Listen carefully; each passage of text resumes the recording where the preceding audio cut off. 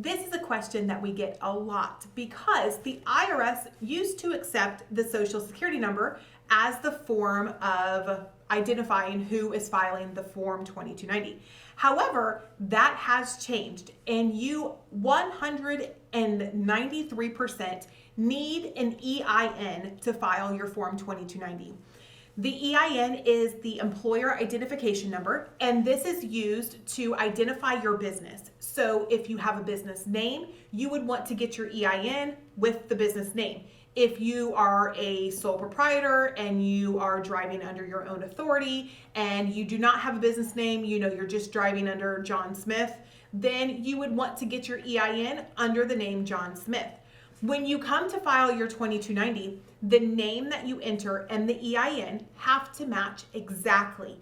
When we send the form to the IRS, that is what they check. They make sure that your name and your EIN match. They also make sure that you have not filed another form with that first use month. So if John Smith with this EIN has already filed a form with July 2020 for this VIN number, they're going to reject that return as a duplicate. But that's how they find who you are. That's how they find all of your records in the system, is with that EIN. So you want to make sure that you have an EIN. If you do not have an EIN, it takes up to 15 business days for your EIN to mature.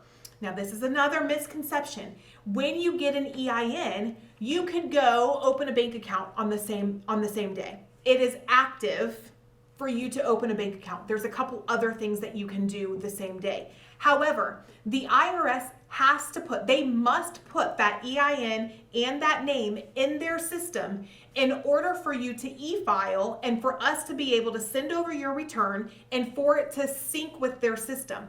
That can take up to 15 business days. And this is huge because we get calls all the time from guys who are scheduled to go to orientation and they're supposed to come with their stamp Schedule 1 in their hand and they don't have an EIN. So now they can't file their 2290, they can't get their Schedule 1, and so that messes up their whole timeline of what they thought was going to happen. So an EIN is free to get. You can get the EIN from the IRS and it's free to get. We also have a full service option that we can get the EIN for you so that we make sure everything is correct on the paperwork. There are no issues when we do get the EIN.